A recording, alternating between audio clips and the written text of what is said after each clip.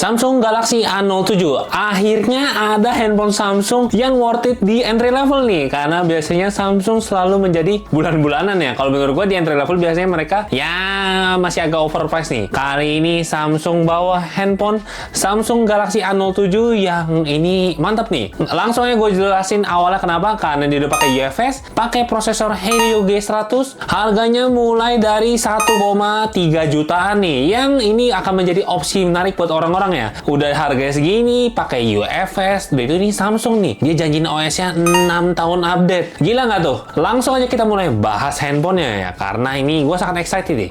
Ini adalah Samsung Galaxy A07.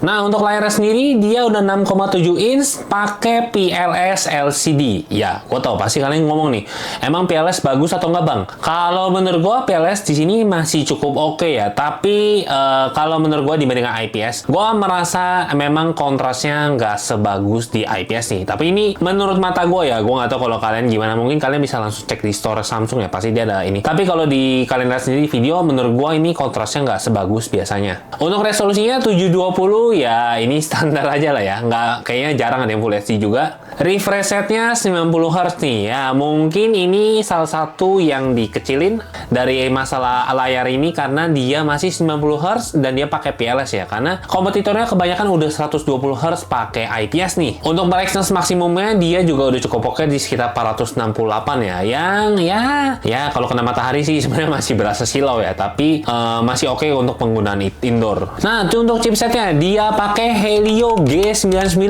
ya. Tadi gue salah ngomong, tadi gue ngomong G100 ya. Ini Helio G99 yang udah jelas performanya cakep nih. Antutunya aja udah dapat 400 ribuan di HP harga sekitar sini. Sebenarnya cukup jarang yang punya Antutu di sekitar 400 ribuan nih. Yang tentu bikin performa main gamenya mantep ya. Nah, untuk RAM dan storage-nya dia punya banyak opsi nih. Startnya dari 464, lalu 4128, 6128, dan yang paling gede itu di 8256 ya.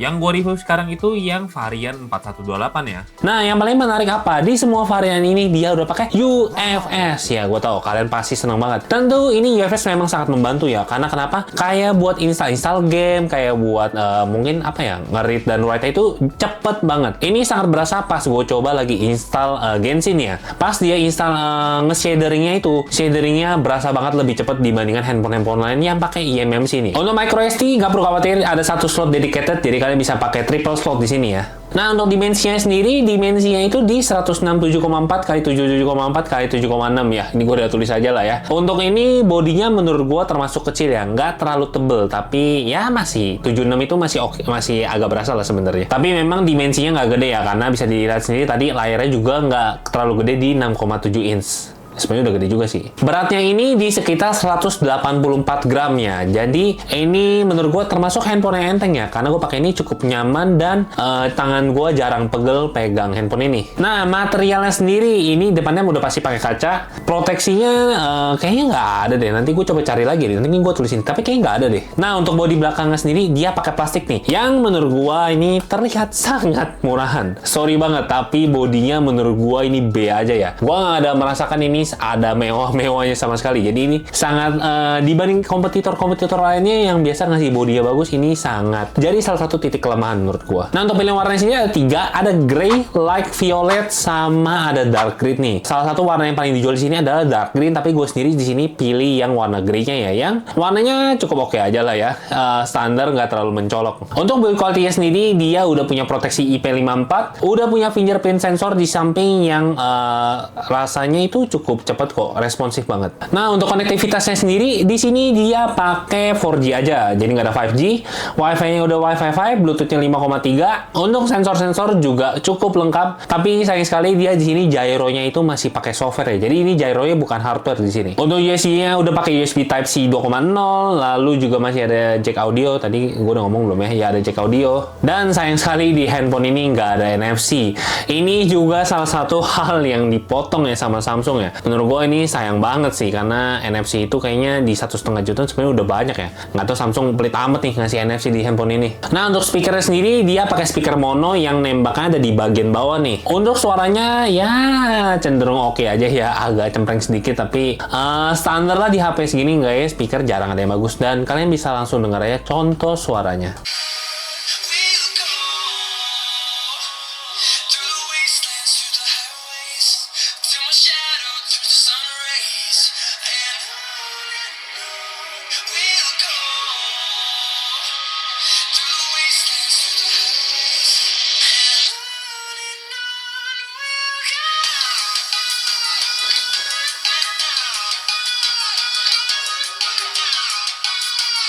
Nah, untuk OS-nya sendiri dia udah pakai One UI 7 yang udah berbasis Android 15 dan ini dia janjiin update Android 7 tahun. Gila nggak tuh? 7 tahun ini jarang banget di HP 1 jutaan nggak ada 7 tahun. Yang jadi masalah adalah emang 7 tahun awet nih handphone. Nah, itu gue nggak tahu ya. Karena kalau kalian pilih yang varian rendah, gue nggak yakin juga itu 7 tahun masih bertahan dengan yang 64 GB itu loh. Gue kurang yakin jujur. Tapi tentu setidaknya dengan pakai One UI di sini karena gue juga pakai Z Fold 7 ya. Kayaknya masih pengalaman pakai One UI di sini masih berasa ya. Memang banyak fitur yang juga nggak ada tapi disayangkan sekali di sini. Nah, tentu udah pakai One UI di sini pengalamannya smooth ya. Gue sangat suka One UI karena dia clean karena gue juga pengguna Samsung ya, bukan di bar Samsung. Dan yang tentu ini tampilannya udah cukup oke, simple, nggak terlalu banyak yang aneh-aneh, dan bloatware pun juga minim banget di sini, hampir nggak ada lah bisa dibilang. Selain itu juga fitur lain di sini juga dia udah pakai ada Samsung Health-nya, kalau di sini ada Samsung Knox ya, dan banyak-banyak lain lah. Nah, untuk kamera sendiri dia udah pakai sensor 50 megapiksel, aperture-nya 1,8 wide, dan perekaman maksimumnya itu cuman di Full HD 30 fps saja ya. Dan kamera depan juga sama nih, Full HD 30 fps, dia punya sensor 8 megapiksel, aperture-nya 2,0 yang bisa dilihat nih hasil foto dan perekamannya. Kalau menurut gua ini bagus banget sih. Samsung kayaknya cukup optimize ya di sini ya. Hasil kameranya pas siang hari udah cukup jelas, malam hari juga di harga segini termasuk minim noise loh. Gua sih suka banget dengan hasil malam harinya ya. Tapi kalau di perekaman baru kelihatan lumayan banyak noise-nya. Jadi kayaknya ini masalah processing-nya dari Samsung ini cukup oke ya. Tapi kalau untuk video kelihatan kok noise-nya agak banyak.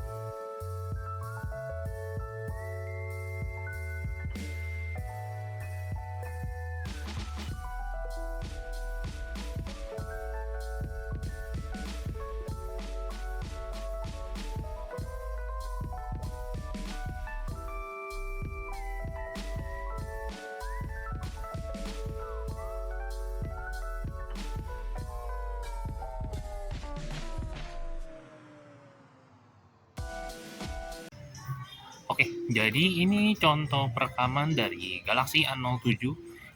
Dia cuma bisa sampai Full HD 30 fps aja nih. Dan kalau untuk kualitasnya menurut gue ini lumayan oke ya, karena bisa lihat nih awannya masih kelihatan jelas banget. Dan untuk suara mic-nya kalian bisa langsung dengar juga ya. Ya, kira-kira begini sekilas buat contoh perekaman dari kamera utamanya Galaxy A07 ya. Nggak ada yang bisa gue terlalu banyak bahas juga sih. Nah, kalau ini contoh dari kamera depannya Galaxy A07, sama-sama cuman Full HD 30 fps ya. Dan sama-sama nggak ada stabilizer apapun ya. Jadi bisa dilihat kalau ini agak bergetar, gua pegang satu tangan doang. Ya, kira-kira begini contoh dari hasil perekamannya Galaxy A07 di kamera depannya. Oke, jadi ini contoh perekaman malam dari Galaxy A07 ya. Ya, cuma bisa Full HD di 30 fps dan dia nggak ada stabilizer.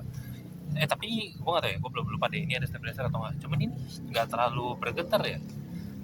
Apa karena gue jalan biasa atau nggak deh, belum bergetar. Tapi nggak separah itu ya selama kalian jalan-jalan pelan. Tapi kalau kayak udah jalan cepat kayaknya ya agak goyang dikit.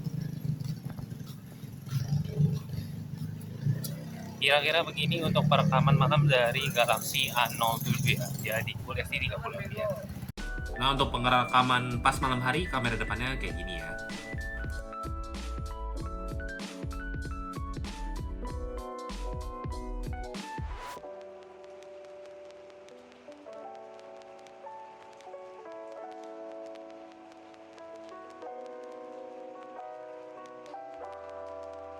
Nah, untuk baterai sendiri, dia 5000 mAh, bisa charge sampai 25 watt ya. Yang kalau nge-charge sampai penuh itu butuh kisaran sekitar 1 jaman. Yang ya standar aja ya. Gue juga udah setel YouTube Playback di sini selama 30 menit itu dia berkurang 4%. Dan selama main Hyster 30 menit, dia berkurang 9% ya. Nah, untuk gaming udah jelas dia pakai Helio G99 yang performanya udah cukup oke. Apalagi ditemanin sama pakai UFS ya. Yang bikin loading time main game ini mantep ya. Apalagi main Genshin pas shadering itu juga berasa banget jadi cepet. Nah, tambahan sebenarnya gue mau coba Zenless Zone Zero, tapi entah kenapa nggak bisa install nih di handphone ini. Mungkin karena RAM-nya kurang kali ya.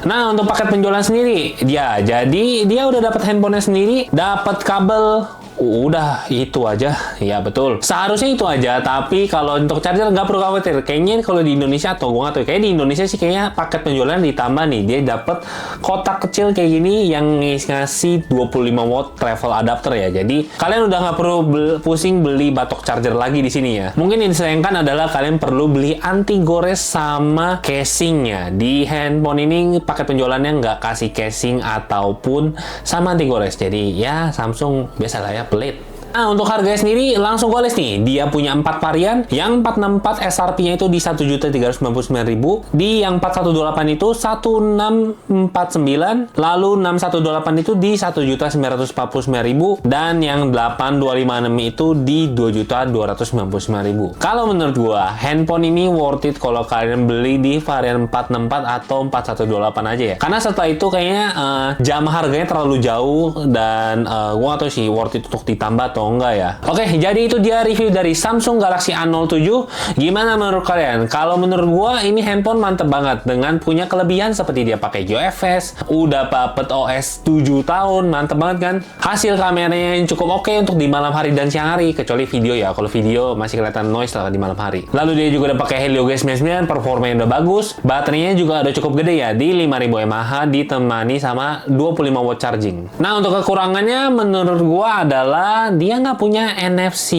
Ya betul, kayaknya di sekitaran harga sih soalnya banyak opsi lain yang udah ngasih NFC ya. Jadi ini kalian perlu pertimbangin kalau kalian pakai NFC atau nggak di sini. Nggak punya gyroscope hardware, dan kalau kalian mungkin yang suka pakai Maps atau mungkin buat kalian para pengemudi online, ini akan menjadi salah satu kelemahan ya. Jadi kalian harus pertimbangkan aja. Speakernya yang juga kurang oke. Menurut gue speaker di sini tuh agak cempreng ya. Lalu dia juga pakai layar PLS HD ya. Sebenarnya PLS ini gue nggak tahu ya ini mengaruh atau enggak, tapi kalau gue bandingin sama kompetitor di sebelahnya itu berasa banget kalau layarnya ini kurang seenak itu di mata ya dibanding pakai IPS yang biasa. Oke, jadi itu aja review dari Galaxy A07. Kalau menurut gue kalau kalian mau beli yang varian 464 atau 4128 aja ya. Selain itu soalnya banyak opsi yang lebih menarik. Kalau kalian suka dengan video ini jangan lupa like, kalau nggak suka boleh dislike, dan jangan lupa juga subscribe. Kita ketemu lagi di video berikutnya ya. Gue Kelvin dari Teknogeek, pamit dulu ya. Bye.